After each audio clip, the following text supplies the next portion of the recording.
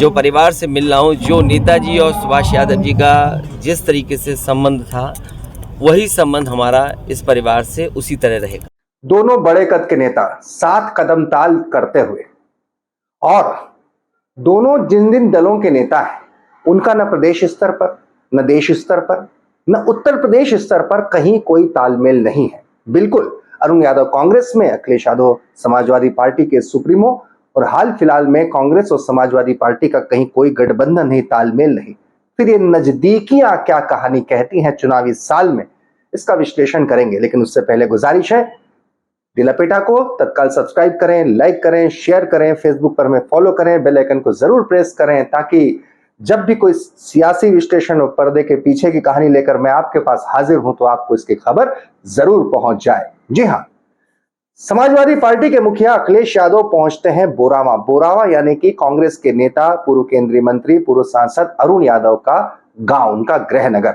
वहां पहुंचते हैं और वहां जिस तरीके से समय व्यतीत करते हैं, जिस तरीके से दोनों के बीच में केमिस्ट्री नजर आती है, वहां उनके स्वागत के लिए एक बहुत बड़ा कार्यक्रम अरेंज किया जाता है। उनके साथ वो मंदिर जाते हैं, उनके साथ वो शुगर फैक्ट्री जाते हैं, अरुण यादव के इंजीनियरिंग कॉलेज में जाते हैं, फिर उसके बाद घर पर जाते हैं, और जगह जगह जिस तरीके से वहां बोरावा में पोस्टर बैनर लगे रहते हैं अरुण यादव और अखिलेश यादव के, इसको लेकर सवाल उठते हैं कि ये वजह क्या, इसके पीछे कोई सियासी समीकरण की कोई भूमिका हो सकती है।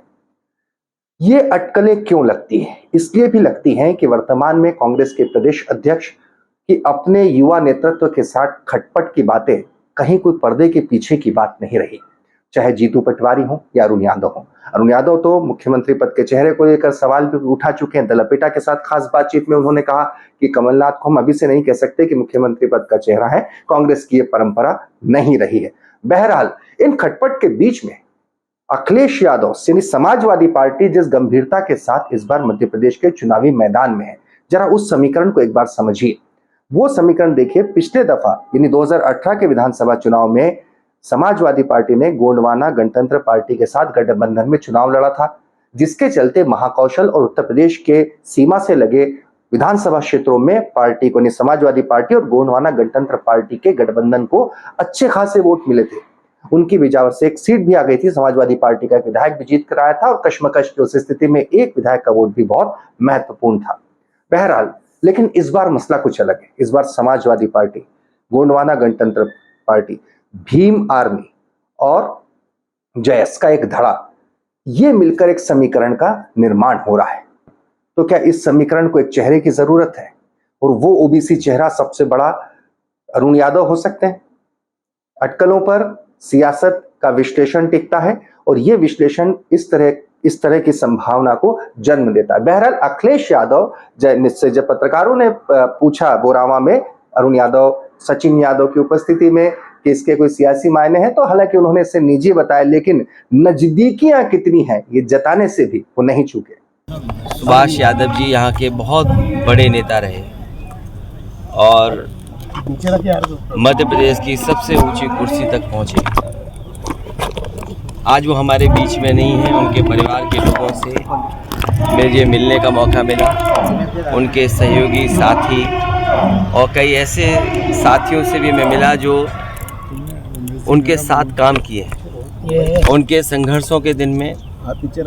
और सुभाष यादव जी ज़मीनी नेता रहे, किसान की तकलीफ़, खेती की तकलीफ़, परेशानियां उनसे निकल कर के वो आगे बढ़े, और वो जब नहीं है तो विरासत में उन्होंने अपने परिवार के दोनों बेटों को उसी समाज सेवा में लगाया है। चीनी मिल से लेकर के तमाम जो चीज़ें आप दिखाई दे रहे हैं, पानी खेतों तक पहुंचना, बिजली का इंतज़ाम, समाज को आगे बढ़ाना, गरीबों को सम्मान दिलाना, लगातार अपने जीवन भर वो करते रहे। और नेताजी के साथी रहे। नेताजी से संबंध जो बना उनका, वो राजनीतिक संबंध नहीं था, एक दूसरे के प्रति भाई जैसा भाव था।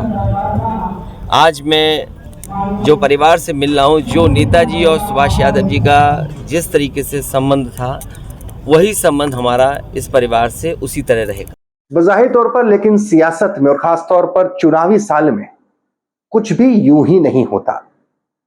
जो कुछ भी होता है उसका एक संदेश होता है, एक मकसद होता है।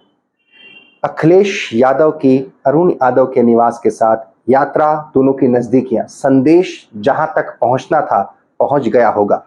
मकसद की जहां तक बात है, उसके लिए, उसके परिणाम के लिए इंतजार कीजिए।